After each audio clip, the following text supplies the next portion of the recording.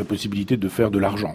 La politique aujourd'hui est au service du marché, la santé, l'éducation est au service du marché, enfin tout est au service du marché. C'est le principe du libéralisme. C'est un principe qui nous a clairement été présenté en 83. Les gens ont eu le choix. En 1983, François Mitterrand a fait savoir que, en 92 plus précisément, au moment de Maastricht, quand il a dit est-ce que vous voulez ce choix de société ou est-ce que vous en voulez un autre. Maastricht, c'était très, très précisément le libéralisme. C'est-à-dire le marché fait la loi. Il n'y a plus de frontières, il n'y a plus de peuple, il n'y a plus de nation. La nation, c'est le nationalisme. Enfin, il y avait cette idée extravagante que si nous abandonnions la souveraineté, notre souveraineté, alors nous aurions en retour une espèce de paradis. Vous êtes trop jeune pour avoir connu ça, mais je veux dire que les arguments, les éléments de langage pour les élections à cette époque-là, c'était de nous dire la chose, elle est extrêmement simple, on vous propose un référendum. Ce sera oui ou non. La question était, est-ce que vous voulez de l'Europe de Maastricht ? On pouvait dire, écoutez, c'est une Europe libérale, je ne veux pas du libéralisme, donc je ne veux pas de l'Europe libérale. C'est pas du tout aussi simple que ça. On nous a dit, vous avez d'un côté le bien, de l'autre côté, vous avez le mal. L'Europe, c'est le bien. L'Europe, c'est l'intelligence, c'est la modernité, ce sont les jeunes, ce sont les gens diplômés, ce sont les gens intelligents, ce sont les gens des villes. Ce sont des gens comme les fameux BHL, Jacques Attali, enfin tous ces gens qu'on nous a présentés en disant, regardez, les gens qui pensent sont évidemment de ce côté-là. On abolit les frontières. On en finit avec les paysans. La ville, c'est superbe, c'est fantastique, c'est merveilleux, formidable. Et plus la ville est grande, plus c'est formidable. Éloge du cosmopolitisme. Il n'y a plus de frontières. Pourquoi avoir une monnaie nationale ? Ça sert à quoi ? On circule, on va, on vient, on est des nomades. Et vous êtes de ce côté-là, bien sûr. Parce que si vous n'êtes pas pour ce côté-là, alors vous êtes une catastrophe. Vous êtes pour la nation, donc vous êtes pour le nationalisme. Ça veut dire que vous êtes pour la guerre. Si vous êtes pour la guerre, vous êtes pour Vichy, pour Pétain, parce que vous défendez aussi la campagne, vous êtes pour la chambre à gaz, vous êtes pour la Shoah, et d'un seul coup on se dit, oh là là là, j'ai le choix entre la modernité et la Shoah, je vote moderne. Donc oui à Maastricht. Personne n'a compris que c'était un changement de civilisation qu'on nous proposait à ce moment-là. Et que le monde ne se sépare pas entre des génies qui votaient oui à Maastricht et des crétins qui votaient non. Entre des gens qui avaient tout compris du sens de l'histoire et puis ceux qui n'avaient rien compris parce qu'ils étaient ruraux, sous-diplômés, incultes, paysans, pécores, ploucs. Des trucs qu'on a entendus encore récemment. Ça a marché encore avec le Brexit, ça a encore marché avec le traité européen contre lequel les Français ont massivement voté en 2005. Et quand on leur a dit en 2008, vous l'aurez quand même. Parce que des gens qui s'appelaient à l'époque Nicolas Sarkozy et puis François Hollande, qui sont l'un et l'autre devenus ensuite président de la République, ont dit nous avons des grands stocks de vaseline. Donc vous l'aurez. Vous n'en voulez pas, vous l'aurez quand même. Et c'est comme ça que ça s'est passé. Donc effectivement, tous ces gens qui aujourd'hui nous disent, ils se battent, ils sont l'un contre l'autre, ah là là, Fillon, attention, Fillon, Macron, peut-être aussi Hamon, et puis les autres, ils veulent la même chose. Parmi ceux qui étaient susceptibles d'être élus président de la République, il n'y avait que des défenseur de l'Europe libérale. Mélenchon qui a eu cru un petit peu à un moment donné, ou Marine Le Pen qui a pu y croire un petit moment, a fini au deuxième tour, ou entre deux, du moins pas loin du premier tour, par dire, bon, finalement, l'euro, l'Europe, on peut peut-être rester, on va peut-être pas arrêter complètement, il faudra voir. On les a vus d'un seul coup se débander parce que il n'était pas question de tenir un propos souverainiste, puisque dans la tête des gens, ça fait un demi-siècle qu'on leur dit, il faut que la France cesse d'être la France, il faut qu'elle devienne un rouage dans la grande machine libérale. Et si vous refusez ça, vous êtes un passéiste, vous êtes un conservateur, vous êtes un réactionnaire, vous êtes un vichiste, un fasciste, etc., etc., etc. C'est difficile de garder sa raison en disant, écoutez, je ne suis pas contre l'Europe, je suis contre l'Europe libérale. Je ne suis pas contre l'Europe. On nous avait dit à l'époque, si vous votez oui à l'Europe libérale, à l'Europe de Maastricht, vous aurez le plein emploi. Vous aurez l'amitié entre les peuples. Vous aurez la disparition du chômage. Vous aurez la disparition des guerres. Ça a été dit, c'est facile à reprendre. Hein. Ça a été dit. D'accord, ça y est, ils ont eu ça. Ils ont eu 25 ans de leur politique sans que l'opposition ne se fasse. Ça fait 25 ans qu'ils mènent cette politique. Le chômage a augmenté. Les guerres n'ont pas disparu. L'amitié entre les peuples, mon œil. Jamais les peuples n'ont été autant en guerre les uns contre les autres. La disparition de la guerre, ah oui, on fait plus la guerre nulle part. Les pays européens ne font plus la guerre nulle part. Il n'y a pas eu la guerre au Kosovo, il n'y a pas eu la guerre en Yougoslavie, il ne s'est rien passé. Donc plutôt que de dire, c'est vrai, en 1992, on vous a trompé. On vous a trompé parce que finalement, ça n'a pas marché. Mais pas du tout. L'argument aujourd'hui, c'est, mais si ça n'a pas marché, c'est parce qu'il n'y avait pas eu assez d'Europe. C'est-à-dire, si il y a quelque chose qui ne fonctionne pas aujourd'hui, ça n'est pas à cause de l'Europe, c'est parce qu'il n'y a pas eu assez d'Europe. C'est parce qu'on n'est pas allé assez loin dans l'Europe. C'est parce qu'on n'a pas fait assez l'Europe fédérale, on n'a pas détruit assez les frontières, on n'a pas détruit les souverainetés. Nous ne pouvons plus faire de politique depuis que nous avons renoncé à notre souveraineté. C'est pas compliqué. Aucun homme politique ne peut dire « moi je vais faire ceci, moi je vais faire cela ». S'il dit « je reste dans l'euro, je reste dans l'Europe », puisque c'est une Europe qui décide pour nous à partir d'un conseil qui est le conseil élu par les pays, entendons-nous bien. C'est-à-dire que ce sont les autres pays qui font notre politique. Nous dépendons des votes des autres pays. C'est-à-dire, si les autres pays ont décidé que l'Europe serait libérale, eh bien, on accepte que la France vivra sous un régime libéral. Je définis le libéralisme comme cette vision du monde qui nous dit que le marché doit faire la loi. Je ne pense pas que le marché doit faire la loi. Dans un hôpital, c'est pas le marché qui fait la loi, c'est la santé publique. Dans une école, c'est pas le marché qui fait la loi, c'est l'instruction publique qui fait la loi. Dans la culture, c'est pas le marché qui fait la loi, qui devrait faire la loi. Je devrais plutôt parler au conditionnel. Ça devrait être la qualité. Aujourd'hui, aucun éditeur ne refuse les mémoires d'un gardien de but crétin ou d'un animateur dont je ne dirai pas le nom ce soir, mais de télévision. Et si le fameux Hanouna décide d'écrire ses mémoires, il aura tous les plus grands éditeurs de la place de Paris qui éditeront ce monsieur. Mais non, parce qu'ils savent bien que ça va faire des milliers et des milliers d'exemplaires, donc beaucoup d'argent. Non, ça n'est pas dans l'édition, le marché ne doit pas faire la loi. Et partout ailleurs, le marché ne peut pas faire la loi. À l'hôpital, on ne dit pas, vous avez quel âge? Vous avez un cancer? Attendez, à l'âge que vous avez, on ne va pas vous traiter. C'est comme ça que ça se passe. Il faut le dire que c'est comme ça que ça se passe et qu'il y a effectivement des traitements qui sont en relation avec des décisions qui sont prises par des gens à qui on demande des comptes et qui ne sont pas des comptes médicaux, mais qui sont des comptes économiques et financiers. Il ne faut pas que ça coûte. Il faut qu'en fin d'année, vous puissiez aligner un bilan en disant, voilà, on a fait tant d'opérations. On pourrait imaginer que peut-être l'opération ne soit pas nécessaire. Si c'est rentable, on vous opère. Etc., etc. Donc effectivement, si c'est ce monde qu'on veut, l'argent fait la loi, le marché fait la loi. Bernard Tapie est un héros. Bernard Tapie a été transformé en héros par François Mitterrand. La gauche de cette époque-là, elle vend une télévision qui appartient à l'État à un certain Berlusconi. C'est pas la droite qui fait ça. Quand Libération titre « Vive la crise » avec un Yves Montand qui s'était trompé à plusieurs reprises dans son existence, qui après avoir été dans les chantiers de jeunesse de Pétain avait été marxiste-léniniste et défenseur de Staline, et qui nous disait d'un seul coup « Vive l'argent, vive le marché », en prenant d'ailleurs beaucoup d'argent en passant. 80 millions d'euros de centimes à l'époque pour une émission avec Anne Sinclair. C'était vive la crise aussi pour ces gens-là. Eh bien, tous ces gens qui nous ont dit « Mais vive la crise, entreprenez !» qui nous disaient « Mais attendez, si vous êtes chômeur, c'est parce que vous ne travaillez pas, c'est parce que vous n'avez qu'à construire votre entreprise. Salaud de pauvre !» C'était la gauche qui disait ça. C'était pas la droite. Jamais la gauche n'aurait accepté que la droite le dise. Mais comme la gauche le disait, cette gauche libérale, qui fait toujours la loi aujourd'hui, à Libération, au Monde, à Télérama, au Nouvel Observateur, enfin tous ces gens-là, qui s'en viennent nous dire en gros qu'on a le choix entre le libéralisme ou le nazisme. C'est quand même clairement ce qu'on nous a dit. Quand entre les deux tours, le choix était entre Macron et Marine Le Pen, Macron est allé à Oradour-sur-Glane. Le lendemain, encore, on n'aurait pas compris, il est allé au musée de la Shoah. Très précisément pour nous dire, vous comprenez bien, dimanche prochain, c'est le libéralisme ou la Shoah. Ça continue. Ça continue cette idée aujourd'hui qu'il faut être libéral et que si on n'est pas libéral, on est la lie de l'humanité. On est la lie de l'humanité puisqu'on est comparé à Das Reich. La division Das Reich. Vous vous rendez compte? Moi, je ne soutiens pas Le Pen. Le problème, il n'est pas là. Et j'ai jamais voté pour elle et je ne défends pas ses idées. Mais assimiler les lecteurs de Marine Le Pen à des gens de la division Das Reich qui ont fait le massacre que vous savez à Oradour-sur-Glane, qu'est-ce que ça veut dire? On en est où? On en est où aujourd'hui sur le terrain de la pensée, sur le terrain de la réflexion? Est-ce qu'on a le droit de proposer un autre modèle que le modèle libéral? La réponse est non. La réponse est non, tout est verrouillé pour que nous soyons dans un modèle libéral. Que ce modèle libéral passe par l'euro. Que l'euro nous rende impossible désormais une politique que nous déciderions. La France ne peut pas décider pour sa politique. Nous ne disposons plus des moyens de mener la politique que nous aurions choisie.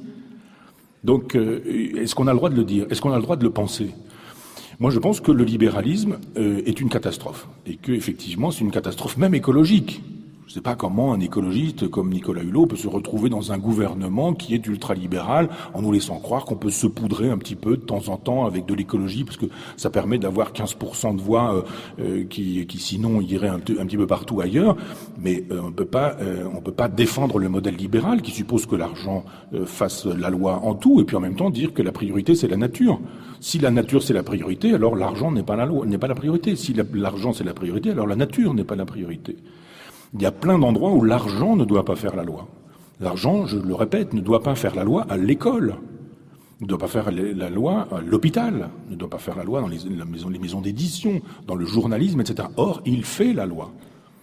Un journaliste, jadis, c'était un journaliste. C'est-à-dire qu'il avait de l'argent pour aller faire une enquête et il pouvait pendant 6 mois être payé pendant 6 mois pour aller faire une enquête dans un endroit et sortir un papier qui ne ferait jamais qu'une demi-page de son journal. On pouvait payer ça à l'époque, ça fonctionnait comme ça. Aujourd'hui, un journaliste, il fait quoi? Il bouge pas de chez lui, il est abonné au compte Twitter de tout le monde, et puis il regarde les informations partout, ça circule, puis il fait son papier comme ça. Moi, quand j'avais un compte Twitter, il m'arrivait de dire un truc, et d'un seul coup, paf, j'avais des coups de fil des radios, des télés, vous devez intervenir. C'est quoi le journaliste? Le premier qui dit n'importe quoi sur Twitter, il donne une information que le journaliste reprend, parce qu'il faut absolument être le premier à le dire, parce qu'il y en a un autre derrière qui va attendre. Et les annonceurs, ils vont aller chez celui qui aura donné l'information en priorité. Donc voilà pourquoi on n'obéit plus aujourd'hui à l'enquête, à l'information, mais pourquoi on obéit à cette idée que si vous êtes la télévision la plus regardée, alors les publicitaires iront chez vous et pas ailleurs. Donc le marché fait la loi dans le journalisme. Et évidemment, les journalistes ont besoin de ça. Ils sont tous libéraux, sauf un ou deux journaux, mais ils sont tous subventionnés par l'État. Des milliards. Aucun journal ne fonctionne aujourd'hui indépendamment des subventions qui sont accordées par l'État, c'est-à-dire notre argent. Ces gens sont tous des libéraux et nous expliquent que le marché doit faire la loi, mais en même temps, ils ne fonctionneraient pas sans l'argent que l'État leur donne, qui est notre argent. Notre argent. Si vous supprimez les subventions d'État aux journaux qui font l'éloge du libéralisme, ils s'effondrent tous. Preuve que le libéralisme, ça marche pas. Ou alors, qu'ils continuent comme ça, mais qu'ils arrêtent de dire que le libéralisme, c'est l'horizon indépassable. Parce que si l'horizon indépassable, c'est le marché fait la loi, les gens qui n'achètent pas l'Humanité, par exemple, l'Humanité tombe. L'Humanité est le journal le plus subventionné par l'État français. Eh ben, pourquoi est-ce qu'on subventionne ce journal-là? Pourquoi est-ce qu'on subventionne Libération? Que personne ne lit, sauf les journalistes qui vont faire les revues de presse de France Inter, qui va faire la loi et qui va nous dire comment il faut bien penser. Est-ce qu'on a besoin que les impôts des Français subventionnent ces journaux-là pour nous dire, quand on ne vote pas pour le libéralisme, qu'on est un nazi? Donc voilà le mécanisme tel qu'il est verrouillé. On ne peut pas aujourd'hui penser en dehors de ce schéma, le libéralisme est l'horizon indépassable. C'est ça ou le chaos. Et le chaos, je vous dis, c'est Vichy, Pétain, le nazisme. On n'arrête pas de faire référence à tout ça. Si Marine Le Pen est nazie, à ce moment-là, qu'on la mette en prison, qu'on l'interdise, qu'on fasse un procès, et puis qu'on le montre, qu'on le fasse savoir, et que ces électeurs sont des gens de la division Das Reich, mettons-les en prison, et pour 20 ans. Si on le fait pas, alors on arrête de dire ça.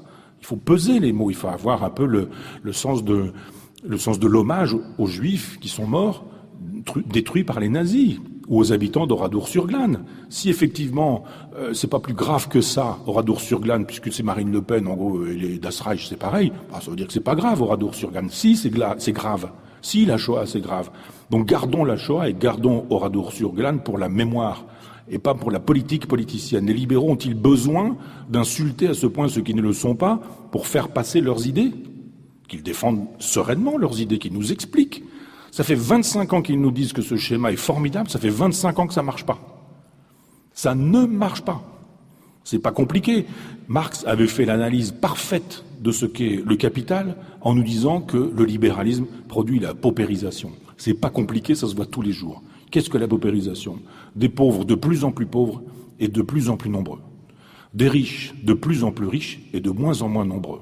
Sur la planète, le capitalisme qui triomphe génère cette paupérisation. Qu'est-ce qu'on fait contre ça? Le libéralisme dit, rien. Pourquoi voudriez qu'on fasse quelque chose? Rien. C'est comme ça. C'est la nature des choses. Vous n'êtes pas content d'avoir un téléphone portable. Vous n'êtes pas content d'avoir une voiture qui marche à l'électricité. Vous n'êtes pas content d'avoir une télévision, un écran carré, coin plat ou je ne sais quoi, ou ce genre de choses. Bah alors vous consommez. Bah alors vous soutenez le système. Donc arrêtez de râler contre le libéralisme. Ajoutons à cela que les gens qui font des critiques du libéralisme ne sont pas très crédibles. Ni Marine Le Pen, dont on a vu les limites au second tour, ni quelques autres qui ont la passion de la guillotine et qui rêvent de restaurer la guillotine place de Grève en disant « décapitons, décapitons, décapitons ». Non, décapitons pour les uns, décapitons pour les autres. On peut ne pas vouloir. On peut dire « est-ce qu'il n'y a pas une autre solution ?» C'est la première partie de ma réponse qui est la partie du constat. Qu'est-ce qu'on fait si on veut vraiment autre chose? On change de logiciel, bien sûr. On change de logiciel. Le logiciel doit-il être marxiste? Bien sûr que non. Ça a fait son temps, c'est une catastrophe. Le marxisme a été quelque chose de monstrueux au XXe siècle et reste toujours monstrueux au XXe siècle. Est-ce qu'on a le choix est-ce qu'il faut choisir encore une fois entre les États-Unis et l'Union soviétique? Est-ce qu'on est encore dans la logique de la guerre froide qui fait que l'alternative ce serait ou en gros Macron ou Mélenchon? On peut dire non, ni l'un ni l'autre. On n'a pas envie forcément d'une espèce de tyrannie de l'argent ou une espèce de tyrannie de la personne qui aura décidé que l'argent est une tyrannie. On peut avoir envie d'autre chose que de la tyrannie. Ma proposition, c'est qu'on en finisse avec le libéralisme qui est associé au jacobinisme. Tocqueville a fait un très beau livre qui s'appelle L'Ancien Régime et la Révolution française, que j'avais lu quand j'avais une vingtaine d'années et que j'avais pas vraiment compris. Parce que je connaissais pas grand-chose de la Révolution française. En fait, je connaissais ce qu'on enseigne habituellement. Et on enseigne beaucoup de bêtises sur la Révolution française. Puis j'ai lu, beaucoup lu, et ça fait partie des domaines que j'ai le plus travaillé. Et à un moment donné, je me suis dit, mais on délire complètement avec la Révolution française. Il n'y a pas que Robespierre, il n'y a pas que les Jacobins qui sont des gens, des acteurs de la Révolution française. Puis j'ai découvert qu'il y avait des Girondins. Et les Girondins, on dit pas grand-chose sur les Girondins. Et quand on dit des choses sur les Girondins, ce sont les Jacobins qui le disent. C'est un petit peu comme si le PSG faisait la biographie de l'OM, si vous voulez. Donc c'est pas crédible, quoi.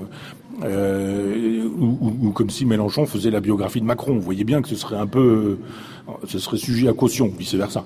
Et donc, je me suis dit, mais qui sont ces gens-là? C'est quoi la pensée des Girondins? Qu'est-ce qui s'est passé pour que on puisse ne pas savoir grand-chose sur ces Girondins? Parce que vaguement, on se dit, oui, les Girondins, donnez-moi des noms de Girondins. Donnez-moi des noms de Jacobins, pof, Robespierre, ça vient tout de suite. Des montagnards, etc. On se dit, bon, alors c'est quoi la pensée des Girondins? Et en fait, Tocqueville dit, depuis Philippe le Bel, 13e, 14e, on a un État centralisateur puissant. C'est-à-dire que tout passe par Paris, tout vient à Paris, et finalement, toutes les puissances régionales ou toutes les puissances des provinces se trouvent aspirées par Paris, qui ne vit que des énergies provinciales. Ce que disent alors ça, c'est Philippe le Bel, mais ça continue avec la monarchie, évidemment la monarchie absolue de Louis XIV.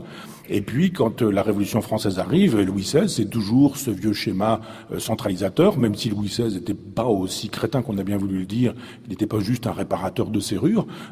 Un roi devait avoir un métier manuel. Et c'était ainsi, c'est comme ça qu'on éduquait les rois.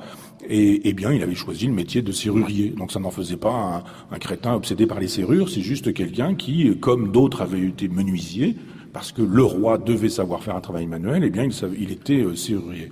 Mais il était lecteur des philosophes, il connaissait Hume, il adorait la géographie, il connaissait très bien l'histoire, il était lecteur des encyclopédistes. Louis XVI, c'est pas du tout ce qu'on a raconté. Louis XVI est passé à côté de la Révolution française parce qu'il était catholique et qu'il n'a pas voulu faire couler le sang. Bon. Il se fait que, au moment de la Révolution française, il y a donc des tendances diverses et multiples. C'est compliqué la Révolution française parce que si vous commencez une lecture, il se passe un truc le jour, le lendemain il se passe autre chose, le surlendemain il se passe autre chose, le club a changé de nom, les individus ont changé de club, et vous dites, je ne comprends pas vraiment grand-chose, je me perds dans les détails. Et puis, quand vous dites, bon, tant pis, je vais quand même lire beaucoup, puis à un moment donné, ça va finir par surgir un petit peu. Et en fait, c'est Tocqueville qui me permet de comprendre qu'il y a une vraie tradition girondine, et cette tradition girondine pendant la Révolution française, avant que Robespierre ne les envoie se faire décapiter tous, ce sont des gens qui disent, il y avait 83 départements à l'époque, ils disent que Paris doit peser 1/83e de la représentation nationale. Formidable. Les Jacobins disent Paris c'est tout. Tout ce qui se passe à Paris, c'est la vérité, et puis en province, vous allez faire ce qui se passe à Paris, on va décider, c'est comme ça que ça marche. Et les Girondins, donc, dont certains étaient originaires de Gironde, de Bordeaux en l'occurrence, disent mais non, on doit pouvoir faire de telle sorte que sur les 83 départements, chacun dispose de sa puissance, et que Paris soit considéré comme un département et n'ait pas plus de puissance que les autres départements. Ce ne sont pas des fédéralistes, comme on le dira. Ce sont juste des gens qui pensent, ce ne sont pas des gens qui sont contre la nation, ce ne sont pas des gens qui sont contre la République, c'est pas vrai. Ce sont juste des gens qui ont une autre conception de la République, une autre conception de la nation. Exactement comme les gens qui sont opposés à l'Europe libérale ne sont pas opposés à l'Europe, mais sont opposés à sa formule libérale. Ce qui n'est pas la même chose. Moi, je connais personne qui soit opposé à l'Europe. C'est ridicule d'être opposé à l'Europe. Maintenant, on peut s'opposer à l'Europe libérale. Et bien là, c'était la même chose. Les Girondins ne s'opposaient pas à l'État. Ils ne s'opposaient pas à la nation. Ils ne s'opposaient pas à la République. Au contraire de ce qu'ont dit les Jacobins qui les détestaient quand ils se sont mis à écrire leur histoire ensuite, y compris Lamartine qui écrit une histoire des Girondins qui passe pour être une histoire sympathique, mais que les gens n'ont pas lu. Et s'ils lisaient l'histoire des Girondins de Lamartine, ils verraient que c'est pas une histoire sympathique, c'est une histoire de faussaire, une fois encore. Ce sont juste des gens qui, à l'époque, disaient mais la République peut prendre en considération les villages, les départements, les régions, les provinces, parce qu'il y a un génie et un talent là où les gens se trouvent. Alors, ma réponse, elle est girondine. Je persiste à croire, la preuve, et vous êtes là, et je suis là, et on peut faire des choses en province. Tout n'est pas obligé de se passer à Paris. Je crois effectivement qu'il y a des talents partout en France. Pas seulement à Paris, où sont tous les Rastignac, tous les opportunistes, tous les gens intéressés, tous les gens qui veulent faire carrière, qui veulent absolument exister, connaître, être connus, se faire pistonner, etc., etc. Il y a un génie formidable, pas seulement des paysans, mais de tous des artisans, des commerçants, des pêcheurs, des marins, des maraîchers, des gens qui font plein de trucs, des instituteurs, des institutrices, des chercheurs, des enseignants, des gens qui font du théâtre. Tous ces gens-là, ils sont dans le maillage territorial. Si vous voulez aujourd'hui réussir, ce qu'on m'a proposé, moi, quand j'ai commencé à signer mes premiers contrats chez les éditeurs, on vous dit il faut monter à Paris. Parce qu'on descend en province. Évidemment, on monte au ciel et on descend dans les caniveaux. Dites, mais pourquoi ? Moi, je préfère l'inverse. On monte en province et on descend à Paris. Si vraiment il faut utiliser cette métaphore, mais qu'est-ce que ça veut dire ? Ça veut dire effectivement que le modèle jacobin a failli.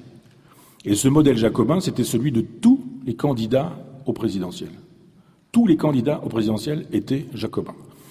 Il ne faut pas se tromper à Emmanuel Macron qui nous a parlé du pacte girondin, parce que le type je ne vais pas donner de détails, mais je veux dire, parce qu'il y en a un qui m'a lu et qui écrit ses discours et qui s'est dit, allons-y avec les Girondins, etc. Peu importe sur cette histoire, mais j'ai bien entendu le message. Il y aura un retour de manivelle. Mais quand il nous parle du pacte girondin, c'est quoi le pacte girondin ? C'est un truc terrible pour les ouvriers, pour les travailleurs, pour les gens qui sont en train de bosser. On avait donc cette idée qu'il y avait des syndicats qui décidaient pour la totalité d'un secteur. Et on disait, par exemple, les métallos, ils ont un syndicat qui s'occupe des métallos, et hop, on va à Paris, on négocie, hop. Puis quand on a obtenu quelque chose pour les métallos, tous les métallos de France, eh bien, ils avaient obtenu ce que le syndicat avait obtenu. Macron dit, oui, mais non, il faut arrêter avec ça. Il faut demander dans les entreprises à chacun, et c'est ça qu'il appelle le girondinisme, ce qu'il en pense pour qu'on puisse décider. C'est-à-dire 35 heures, je suis pas pour, je suis pas contre, je ne vais pas décider 35 heures ou pas 35 heures. On va dire, vous, dans votre entreprise, qu'est-ce que vous choisissez ? Vous voulez ou vous voulez pas 35 heures. Est-ce que vous imaginez que le patron et l'employé, ils sont à égalité ? Et que quand le patron dit, bon, on va négocier un petit peu, là, mais si on négocie mal, moi je vous fous dehors, ou je ferme l'entreprise, ou je décentralise, ou je délocalise, ou etc., etc. On comprend bien que cette façon de renvoyer au girondinisme est une bonne occasion de décapiter les syndicats et les syndicalistes, et en disant, allons voir à la base, dans l'entreprise même, où on sait très bien que les rapports de force ne sont pas en faveur des employés qui sont là avec un contrat, la plupart du temps, à durée déterminée, à qui on dit, toi, tu vas jarter. Si tu n'obéis pas, si tu n'acceptes pas, si tu n'es pas d'accord, droit du travail, c'est ce qu'on appelle le droit du travail, pensé et remodifié par Macron. Donc effectivement, ne nous trompons pas avec cette erreur, avec cette erreur de communication. Enfin, c'est pas une erreur de communication. Ne nous trompons pas avec cette communication qui nous laisse croire qu'on nous propose un pacte girondin. Ça n'est pas un pacte girondin. On ne fait pas plus pacte jacobin que ça, puisqu'on décide d'un seul coup que c'est comme ça que ça va se passer, pour décapiter les syndicats et pour faire de telle sorte que les rapports de force à la base dans les entreprises soit en faveur de ceux qui disposent du pouvoir de dire oui ou de dire non. Et quand vous êtes employé, vous n'avez pas le pouvoir de dire oui ou de dire non. Parce que si on vous dit, vous dites oui, je vous garde, vous dites non, et je suis pas sûr de vous garder parce qu'on va avoir maintenant des contrats qui vont permettre de faire de chacun des êtres taillables et corvéables à merci, sous prétexte de flexibilité. On parle de flexi-sécurité. C'est bien la flexi-sécurité, mais il ne faut pas oublier la sécurité. La flexi-sécurité, dans les pays scandinaves, ça suppose effectivement la flexibilité. Et il faut que les patrons puissent disposer d'employés qui soient à disposition en fonction de leur carnet de commandes. Si ça marche pas, ça marche moins bien, c'est normal qu'un patron puisse dire j'embauche moins, je débauche, parce que faut avoir le sens de la réalité. Mais en même temps, qu'on aura fait des concessions à l'entrepreneur qui a besoin d'une flexibilité pour que son entreprise marche, il faut qu'il y ait la sécurité. Qu'on dise pas à des gens, j'ai plus besoin de vous, maintenant vous rentrez chez vous, c'est tout, j'ai plus besoin de vous. Non, il faut qu'on puisse dire, on va arranger des choses pour faire de telle sorte que si j'ai besoin de vous là et pas là, on va s'arranger, puis on va voir ce qu'on peut faire. Mais en même temps, je vous signe un contrat à durée déterminée ou ce genre de choses.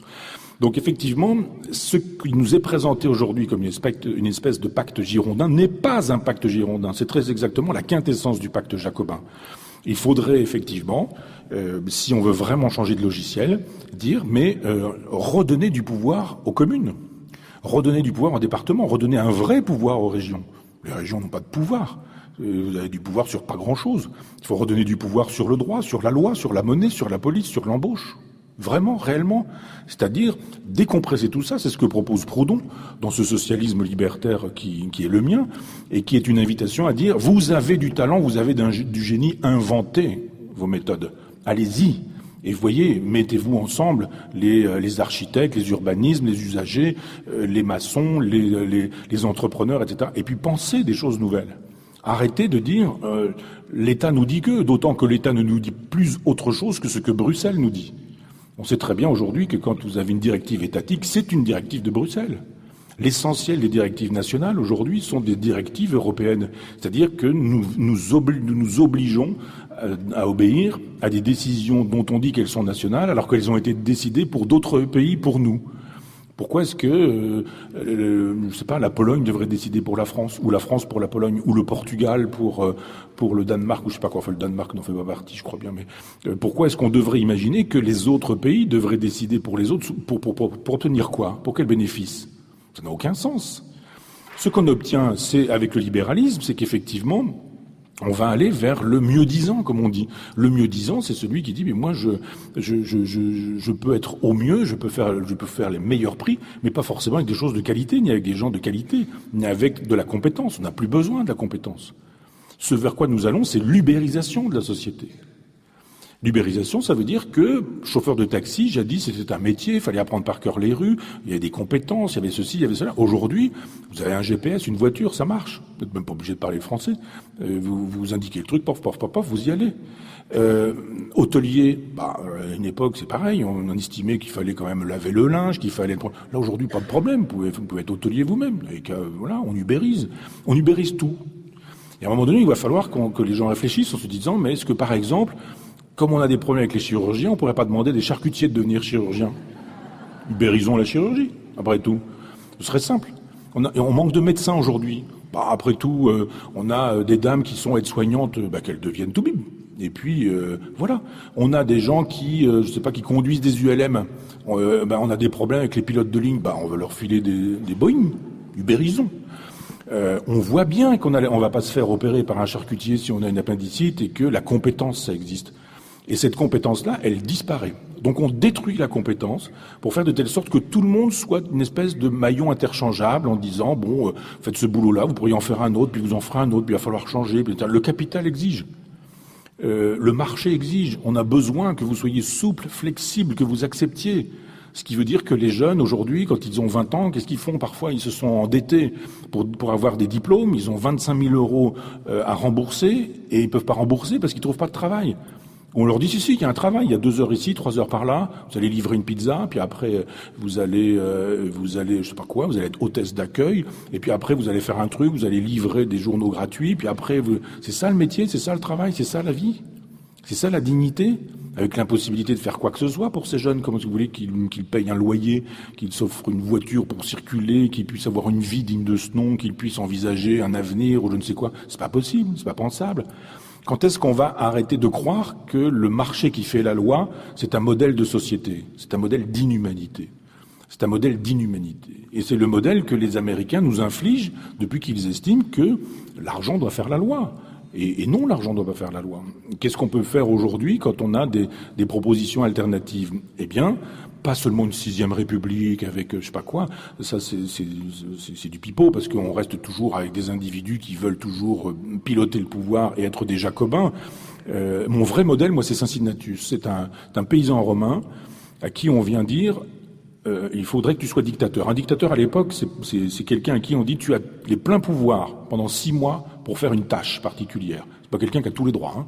C'est de dire, par exemple, vous avez 6 mois pour arrêter le chômage, ou pour inverser la courbe du chômage, disons-le comme ça. Vous avez tous les pouvoirs. On vous les donne tous. Puis dans 6 mois, vous les aurez plus. Vous n'en aurez plus aucun. Et Cincinnatus, il a envie de rester dans sa campagne, à labourer les champs, puis à un moment donné, il dit d'accord, j'y vais. Il y va, il fait ce qu'il a à faire, puis après il revient, il reprend sa charrue.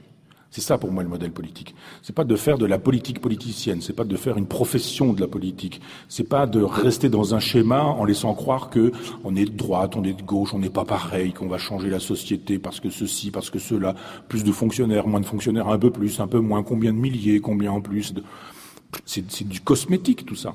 C'est du cosmétique. Le vrai changement, j'en ai parlé un petit peu en disant que par exemple les décroissants sont dans la proposition d'un vrai changement. C'est la proposition d'une autre société qui gêne le capital, qui gêne le libéralisme. Ça gêne. Alors évidemment, comme on a la plupart du temps des gens un peu comiques, dans le genre toilette sèche, dreadlocks, et puis pétard et tout le tralala, on se dit bon, des décroissants comme ça va. Ils sont avec un truc, le vélo, le gamin dans le vélo, un petit fagnon, et puis on se dit il n'y a pas de problème. Tant qu'ils sont comme ça, c'est pas vraiment gênant. Mais si nous nous organisions tous autant que nous sommes, non pas pour dire allez, toilette sèche pour tout le monde, mais juste pour dire nous allons changer notre rapport aux objets, notre rapport à la consommation. Là, d'un seul coup, vous faites s'effondrer des choses. Boycotter, c'est formidable, c'est le pouvoir des citoyens. Vous dites on arrête ce produit. Il est mort, le produit. Vous tuez le produit quand vous dites on ne l'achète plus. Donc je crois aux citoyens. Je crois au pouvoir des citoyens. Je crois au pouvoir libertaire des associations, des coopératives, des mutualisations. Je crois à la possibilité du pouvoir là où il est, c'est-à-dire à l'autogestion, à la possibilité pour les gens de dire créez des écoles, fabriquez-la votre école.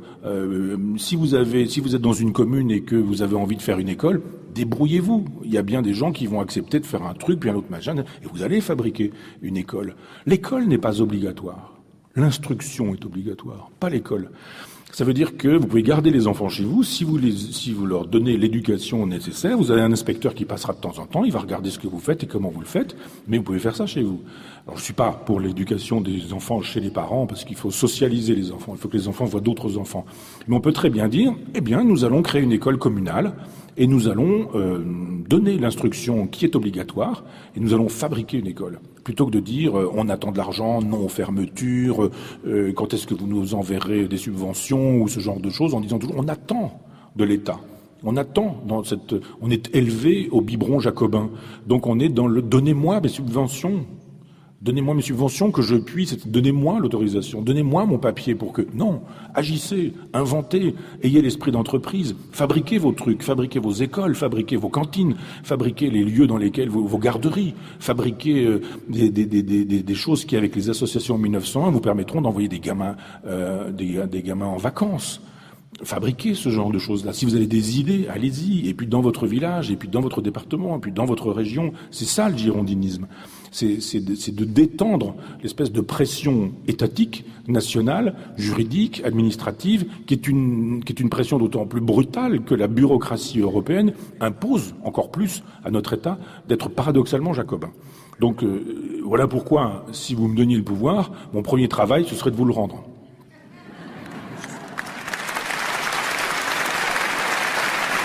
Peut-être créer un parti, là, non? Bonsoir Michel. Alors moi j'aurais une petite question, revenir sur un autre Michel que vous avez évoqué ce soir, Michel Requiem de Montaigne, qui je trouve est un grand écrivain. J'ai découvert grâce à Que philosopher, c'est apprendre à mourir, l'un des chapitres qu'il a repris à Cicéron. Et je trouve que c'est un philosophe qui n'est pas assez mis en valeur par rapport à des philosophes comme Descartes, Montesquieu ou Rousseau ou Voltaire. Et je voulais savoir si, moi c'est une question très brève, hein, si justement la pensée qu'on peut retrouver dans les essais de Montaigne, si elle pouvait répondre en quelque sorte à des questionnements de notre temps, parce que je trouve qu'on ne l'étudie pas assez à l'école et qu'il est encore très inconnu comme auteur, et je trouve que c'est dommage. Voilà. Vous avez complètement raison, c'est pour moi le plus grand philosophe français, mais même au-delà de la philosophie française. Je pense que ça va au-delà. Il y a des difficultés avec Montaigne parce que c'est un homme du XVIe qui écrit le français du XVIe. Et c'est pas un français facile. C'est un peu comme Rabelais, si vous voulez. Si vous avez le texte de Montaigne devant le nez, c'est pas facile à comprendre. D'autant qu'il y a des mots qui sont des faux amis, qu'on les comprend plus dans le même sens aujourd'hui. Donc il y a ce problème déjà de la langue. Il se fait que, j'ouvre une parenthèse pour dire que j'ai deux bons amis, enfin surtout un très bon ami qui est Denis Mola et qui est libraire et éditeur à Bordeaux, et puis un autre qui m'a présenté un jour et qui s'appelle Bernard Combeau et qui est un ancien inspecteur général d'éducation nationale de latin et de grec. Et on a fait un travail ensemble c'est un pluriel de majesté, mais c'est un peu comme la souris qui court avec l'éléphant et qui lui dit « T'as vu toute la poussière qu'on soulève ?» Parce que c'est quand même eux qui font le travail, mais Bernard Combeau a fait une édition d'Ozone qui est un poète bordelais qui a respecté la métrique d'Ozone. C'est pas facile, hein. Quand vous avez des vers de 8 pieds, par exemple, et que vous traduisez les vers de 8 pieds en français, mais avec 8 pieds, et que vous traduisez les allitérations, que vous traduisez les enjambements, les rimes plates, croisées, embrassées, etc. C'est une performance extraordinaire. Et un jour, dit à Bernard, j'adore Lucrèce, et Lucrèce a écrit en vers. Et il n'y a jamais eu de traduction de Lucrèce qui ne se soit fait en vers, sauf une traduction en alexandrin. Mais elles se sont toutes faites en prose. Et puis, il y avait un De Pont-Gerville qui a fait une traduction en vers, en alexandrin. Mais bon, évidemment, on a perdu toute la substance de Lucrèce. Et je lui dis, tu pourrais pas me faire une petite traduction de 2 ou 3 passages de Lucrèce que j'adore, etc. Je lui donne 2 ou 3 passages, paf, il me traduit le livre entier. Je dis, formidable. Et il me dit, ça te plaît? Je dis, oui, mais je te traduis tout. Et donc, il a fait une traduction qui s'est trouvée publiée chez Denis Mola, une traduction totalement inédite en français de la nature des choses. Et puis, je lui ai dit, écoute, il faudrait qu'on fasse ça sur Montaigne. Et avec Denis Mola, on était d'accord sur cette idée que Montaigne est inaccessible d'un point de vue de la langue parce que il faudrait adapter cette langue. Et donc, presque d'une certaine manière, traduire. J'ai un ami français qui est au Japon, et lui, il lisait Montaigne dans une traduction japonaise, donc dans un français du XXe siècle, dans un français du traducteur. Je lui dis, est-ce que tu pourrais me traduire la traduction pour qu'on ait un français qui soit extrêmement fluide? Et on a fait 2 éditions de Montaigne qui sont très fluides, très agréables et faciles à lire. Donc, je vais fermer cette parenthèse juste pour dire que ce problème de l'édition et du texte qui résiste va être résolu bientôt parce que Bernard Combeau a fait une édition entière des essais de Montaigne avec une mise à disposition pour le lecteur moyen d'un français très, très lisible, très agréable, et on va enfin pouvoir le lire. Ça, c'est la première chose. La deuxième chose, c'est que c'est un philosophe que les philosophes renvoient aux littéraires et que les littéraires renvoient aux philosophes. Et que d'une certaine manière, personne ne lit. Justement pour cette raison-là. On se dit, mais c'est quoi ce philosophe? Il pense la vie, l'amour, la mort et tout ça. Enfin bon, c'est pas un littéraire, c'est pas un roman, les essais. Et puis les philosophes disent, bah oui, mais enfin bon, c'est pas. Les philosophes disent c'est trop littéraire, les littéraires disent c'est trop philosophique. Et c'est la deuxième raison qui fait effectivement qu'on ne le lit pas véritablement. Ensuite, il y a une troisième raison qui est que c'est épais, c'est un gros livre, et que les 3 livres qui constituent les essais de Montaigne, ça fait 1000 pages, quoi. Et les gens qui aujourd'hui sont capables de lire 1000 pages, d'abord dans un ancien français difficile d'accès, ça n'existe pas beaucoup. Donc on a des morceaux choisis, et la plupart du temps, ce sont toujours les mêmes. Que philosopher, c'est apprendre à mourir, qu'un ami véritable est une douce chose, sur des vers de Virgile, enfin toutes ces choses qu'on voit habituellement, c'est bien, mais ce sont toujours les mêmes textes. Et puis après, il y a une difficulté parce qu'on dit, oui, mais il y a eu 3 périodes chez Montaigne. Il y a eu une période épicurienne, puis il y a une période sceptique, et puis il y a une période stoïcienne, et il faut manger ça comme une espèce de millefeuille en disant, c'est pas vrai. Montaigne a écrit, puis il a réécrit, puis il a réécrit, puis il a refait des éditions, et tout ça mélangé. Et il y a des moments d'humeur, il y a des mouvements d'humeur chez Montaigne, mais c'est tant mieux. une pensée vivante. Et on voit bien que la pensée évolue et que le dernier livre est plus existentiel. Il est plus soucieux de la vie, de la mort, de l'amour, de la souffrance. Il a perdu la Boétie qui est son amie. Enfin, il y a des pages magnifiques. Dès qu'on démarre, c'est un peu austère. Et donc on a tendance à dire bon, c'est pas facile à lire, c'est austère, je m'arrête. Et il faut aller jusqu'au bout. Et quand on va jusqu'au bout, d'un seul coup, on se dit mais quelle pensée extrêmement puissante. Alors pourquoi est-ce qu'on parle pas de Montaigne ? Parce que tout le monde l'a pillé. Et qu'à chaque fois que vous pillez, eh bien, c'est très facile à voir. Les gens que vous pillez, ils sont jamais dans votre bibliographie. Moi, je reçois un nombre considérable de livres, de gens qui, en dédicace, merci Michel Onfray, avec vos livres sans lesquels mon livre n'aurait pas eu lieu, etc.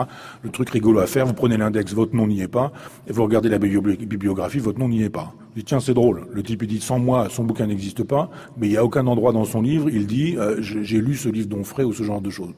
Je vois bien comment fonctionnent les choses, et ça m'est apparu que, effectivement, à chaque fois que quelqu'un pillait un philosophe, il ne disait jamais qu'il le pillait. Montaigne a été considérablement pillé, mais par les plus grands, hein. C'est-à-dire Descartes, Pascal, Rousseau, etc. Tout ça, le bon sauvage de Rousseau, ça renvoie au texte de Montaigne sur les barbares qu'il a rencontrés à Rouen, nous dit-il. Bon, c'était à Bordeaux, enfin peu importe. Il a menti là-dessus pour épargner son roi. Et tout le monde y est allé d'un petit pillage comme ça, et sans dire vraiment que l'idée venait de là. Parfois des images même.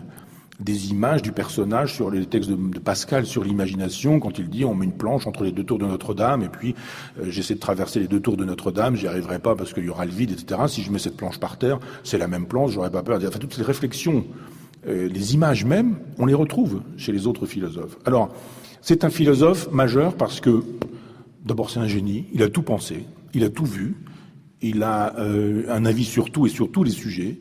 Et on se dit, ce type est impossible à prendre en défaut parce qu'effectivement, il a une véritable vision du monde. Et cette vision du monde, elle est évidemment utile pour aujourd'hui. Elle est même essentielle. Descartes ne sert à rien pour vivre. Si vous dites, j'ai un problème de vie, je ne sais pas comment construire ma vie, comment vivre ma vie, et que je vous dis, lisez le discours de la méthode, vous allez lire ça, vous allez me dire, oui, alors quoi ? Qu'est-ce que vous voulez que je fasse avec ça ? Et même chose avec la critique de la raison pure de Kant, et même chose avec la phénoménologie de l'esprit de Hegel, et même chose avec, etc., plein d'autres livres. Chez Montaigne, vous avez toujours une page pour vous. Il y a toujours un truc dans votre vie il y a un moment dans votre vie où, je sais pas quoi, vous faites trahir par un copain, vous avez un problème avec les filles, vous aimez bien boire un petit coup, je sais pas quoi. Il y a toujours une page, il y a toujours une ligne où Montaigne va vous dire des choses là-dessus. Alors évidemment, c'est le fouillis, c'est un peu partout. C'est pas forcément, moi j'ai lu, j'ai pris des fiches et je sais ce que je veux retrouver quand je veux relire Montaigne. Et je me dis, moi, je voudrais lire un truc là quand il fait la critique de ceci ou de cela. Je reprends mes notes, paf, paf, paf, j'y arrive, je reviens et je relis. Mais c'est difficile parce qu'effectivement, il y a une espèce de grand fouillis, mais il répond à toutes les questions.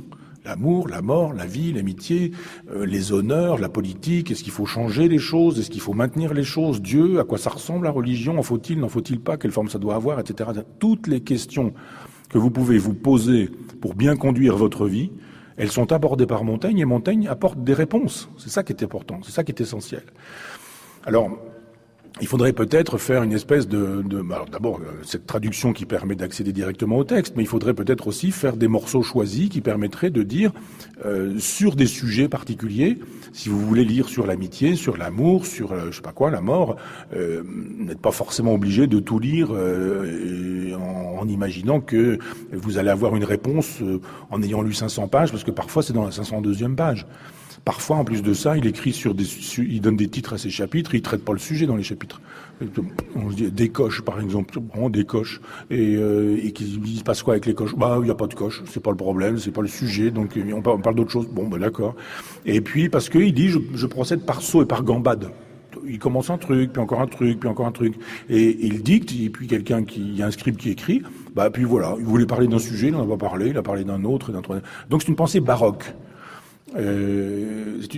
Barocco, enfin en portugais, ça signifie la perle qui n'est pas bien ronde. C'est la perle qui est un peu, elle est pas abîmée, mais elle est construite comme ça, elle est un peu tordue, elle est un peu. Le baroque c'est ça. Le baroque c'est pas vertical, horizontal comme la Renaissance, ça part partout. C'est vivant, c'est comme du lierre, c'est comme des lianes, c'est comme des fleurs, des feuilles. Et la pensée de Montaigne, elle est comme ça. Donc elle est pas forcément facile à saisir. C'est donc un livre de chevet. c'est pas tant un livre de bureau, je dirais. Bon, il faut le faire si on a envie, et si on le fait, c'est un bonheur formidable de se dire je lis tout, et je lis les 3 livres des essais, du premier jusqu'à la fin, et puis voilà, c'est un bonheur absolu, puis on peut faire ça 5-6 fois dans sa vie. Mais c'est un livre qu'on peut avoir au pied de son lit en se disant, tiens, aujourd'hui je lis ce chapitre, au hasard. Et puis de temps en temps, vous allez retrouver des choses. Et ce qui est intéressant quand on l'a lu plusieurs fois dans sa vie, c'est qu'évidemment, on lit pas les mêmes choses quand on lit le même chapitre. Bon, quand j'ai lu les chapitres sur l'amitié et que je vivais l'amitié romaine quand j'avais 15 ans, 16 ans, etc., et il est bien évident que je ne pensais pas la même chose que ce que je pense aujourd'hui sur l'amitié, alors que l'expérience m'a appris un certain nombre de choses. Donc c'est un philosophe qu'on n'a jamais lu quand on l'a lu. On peut toujours le relire. Et c'est ce qui fait sa densité, c'est ce qui fait sa richesse. Alors le problème, c'est que on a eu dans l'histoire de la philosophie, de Platon, je dirais, jusqu'à aujourd'hui, un grand moment antique, des présocratiques jusqu'aux premiers chrétiens.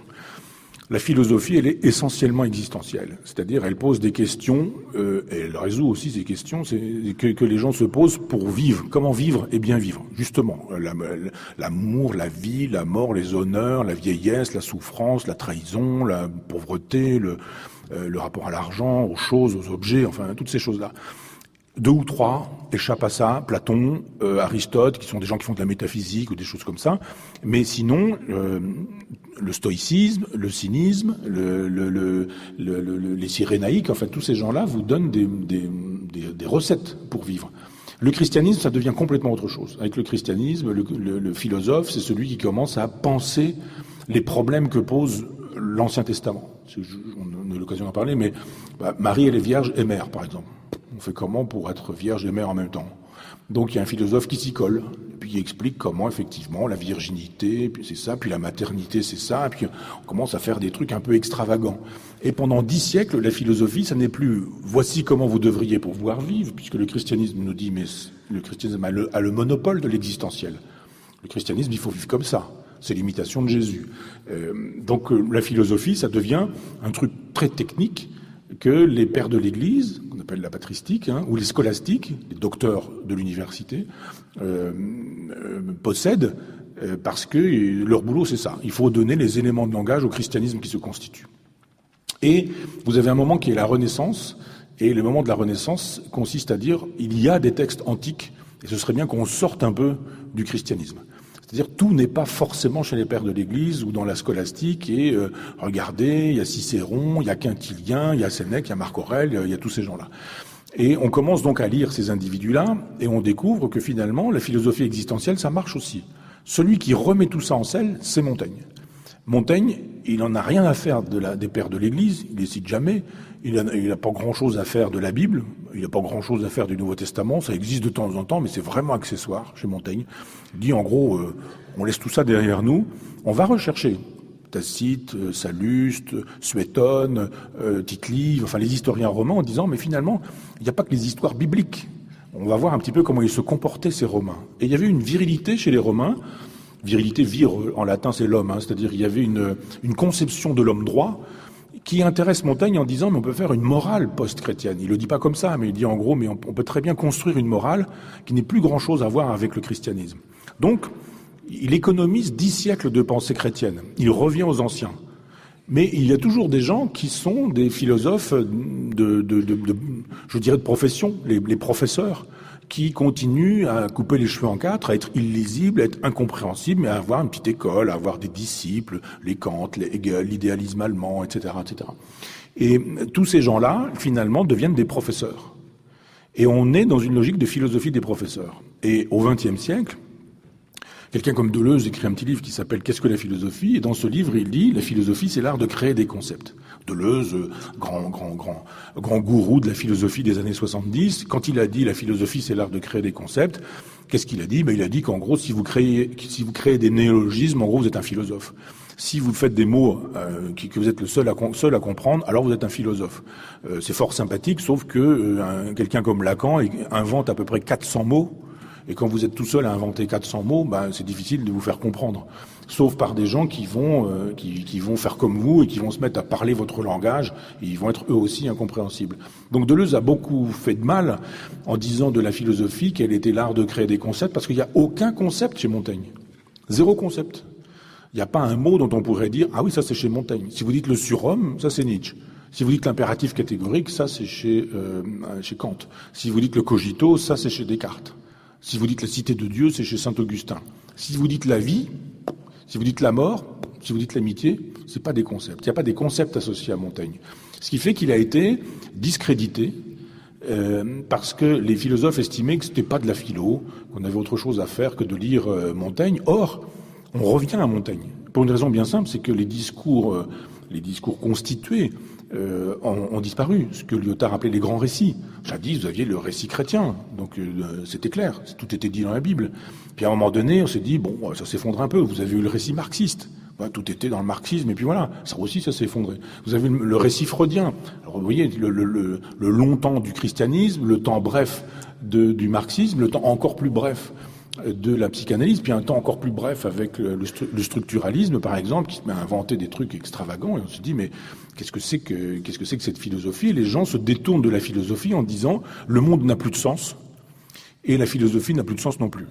Si vous lisez l'Anti-Édipe de Deleuze ou de la grammatologie de Derrida ou ces gros pavés de cette philosophie des années 70, vous dites, mais je comprends rien. Donc je suis trop con. La plupart du temps, on se dit ça. Je dis, mais non, pas du tout. Vous ne comprenez rien parce qu'il n'y a rien à comprendre. Le roi est nu. Arrêtez de croire que si vous ne comprenez rien à ces livres, c'est que vous êtes trop sot pour les comprendre. C'est que ces gens-là se sont enfermés dans des espèces de cathédrales conceptuelles auxquelles il n'y a rien à comprendre. Ne cherchez pas à comprendre, il n'y a rien à comprendre.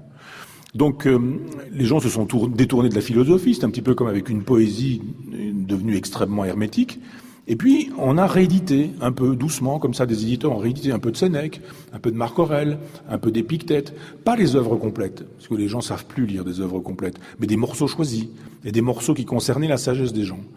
Et d'un seul coup, les gens se sont dit, mais finalement, il y a dans la philosophie antique des sages et des sagesses qui me permettent à moi de résoudre mes propres problèmes. Donc pour répondre à votre question, oui, bien sûr, il y a chez Montaigne des réponses aux questions que vous pourriez vous poser.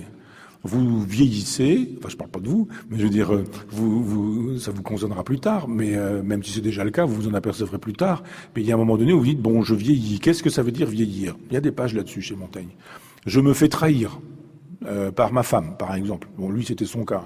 Une femme aurait pu se faire trahir par son mari, je ne sais quoi. Bon, il écrit des choses là-dessus, des choses assez drôles d'ailleurs. Il dit, épouser sa maîtresse, c'est chier dans un panier et se le mettre sur la tête. Vous voyez? Par exemple, des choses qui parlent à tout le monde. Choses qui parlent à tout le monde. Vous dites, tiens, c'est facile à retenir, que vous avez l'image, et en même temps, vous comprenez bien ce qu'il veut dire. Et puis vous dites, pas con, pas faux. Et d'autres images, d'autres choses comme ça. Quand on est assis sur un trône, alors le trône pas des toilettes, mais le trône du roi, on n'est jamais assis que sur son cul. Phrase comme ça, simple, facile à retenir, mais en même temps on se dit, ça veut quand même dire ça. Ça veut dire, tu peux te prendre pour un roi, et tu es peut-être d'ailleurs un roi, mais tu n'es jamais assis que sur ton cul. Donc sache-le, quoi. Fais pas ton... etc. Je vais pas donner de nom. Mais je vais pas me fâcher avec le président de la République. Mais il y a plein de petites phrases comme ça qui sont des occasions existentielles. Vous dites, ah tac, ça c'est bien vu. Et ça synthétise.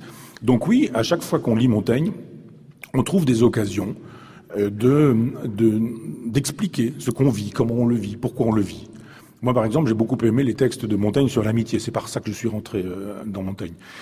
Et un jour, mon ami Denis Mola me dit, Michel, si vous voulez, on va aller voir l'exemplaire de Bordeaux, l'exemplaire des essais de Montaigne. Donc il y a un grand exemplaire avec les corrections de la main de Montaigne. Et alors, évidemment, il y a une conservatrice qui arrive avec des gants blancs, une petite chariote comme ça, puis l'exemplaire des essais. Donc, on sort tout ça d'une espèce de coffre-fort formidable, parce qu'il faut qu'une bombe atomique puisse tomber dessus, mais que le livre, qu'il n'y ait plus un seul Bordelais, mais que le livre survive. Et donc la dame me dit, quelle page voulez-vous voir? Je ne sais pas, moi, vous me dites ça, je ne vais pas vous dire page 312. Je dis, par exemple, le chapitre sur l'amitié. Pas de problème, me dit. Alors toc, toc, toc, toc, elle ouvre, et puis le papier craque comme ça, et on voit l'écriture de Montaigne. Et donc il y a cette phrase célèbre chez Montaigne, quand on me demandait de savoir pourquoi il était mon ami, parce que c'était lui, parce que c'était moi. Phrase extraordinaire. On tombe là-dessus, et je vois, parce que c'était lui écrit d'une encre, et parce que c'était moi écrit d'une autre encre. C'est-à-dire qu'il a écrit, puis il est revenu là-dessus, puis il a mis une virgule, il a rajouté. C'est-à-dire qu'on voit la pensée. Et à chaque fois, bon, tourner les pages, on a vu d'autres choses, on voit la pensée en train de se faire. Comment elle se précise, comment c'est d'une hyper subtilité la pensée de Montaigne. Ça peut donner l'impression d'être avec les gros sabots comme ça. Pas du tout, c'est éminemment subtil et vous voyez comment, à un moment donné, sa pensée a changé. Parce qu'il dit « je pense ». Et puis il barre « pense », puis dans la marge, il met « je crois ». Donc je pense, je crois, c'est pas exactement la même chose. Donc vous voyez la pensée en train de se faire comme ça, on a replié le livre, il est reparti dans le bunker. Mais je me suis dit effectivement, cette pensée qui se fait, elle se fait avec vous. Elle vous accompagne. C'est le livre d'une vie. Montaigne, c'est le livre d'une vie. C'est-à-dire qu'il faut pouvoir dire, ben voilà, ce soir, je vais lire une page. Pas besoin d'aller chercher plus loin. Et puis peut-être, ça va pas vous parler vraiment, parce que ce jour-là, il va vous parler d'un sujet qui vous concerne pas forcément personnellement. Mais une autre fois, vous allez trouver autre chose. Puis vous allez vous pilloter, comme il disait. Il avait ce mot, il dit, les abeilles, elles pillotent. Elles vont d'une fleur l'autre. Il faut pilloter. Toc, toc, toc. Vous tournez comme ça. Puis paf. Il y a des moments où vous dites, mais bon sang, c'est bien sûr. Sur la mort, c'est formidable. Que philosopher, c'est apprendre à mourir, c'est un titre. Comme vous l'avez dit fort justement, c'est une phrase de Cicéron. Il dit des choses sur la mort qui sont formidables. Et en même temps, il les raconte à partir de lui-même. C'est ça qui est intéressant chez Montaigne. Il a un accident de cheval. Il raconte cet accident de cheval. On y est, quoi. C'est vraiment un truc de film, quoi. Et on le voit, il se fait renverser par un type qui passe à toute allure, et puis pouf, il saute comme ça d'un seul coup, toc, il tombe dans les pommes, et puis d'un seul coup, il se dit, je vais mourir. Et il raconte comment il se dit, voilà, je suis en train de mourir. Ah, ça part, m'en vais, je meurs. Pouf, il tombe dans les pommes. Et puis il se réveille, et hop, il vomit des flots de sang, et puis il raconte que, oh là là, il se met à souffrir, il a mal partout, etc. Puis il dit, ah, je vais crever.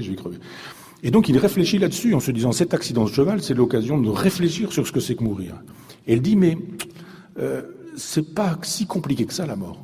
On glisse, finalement. C'est l'idée qu'on s'en fait. Mais finalement, quand la mort est là, elle vous emporte assez doucement. Parce que on n'a pas à avoir la crainte qu'on a habituellement. Et hop, il se met à réfléchir sur la mort, sur ce que c'est que philosopher, est-ce que c'est philosopher sur la vie, ou est-ce que c'est philosopher sur la mort, etc., etc. Et d'un seul coup, vous avez une réflexion sur le fait de mourir, sur le fait de souffrir.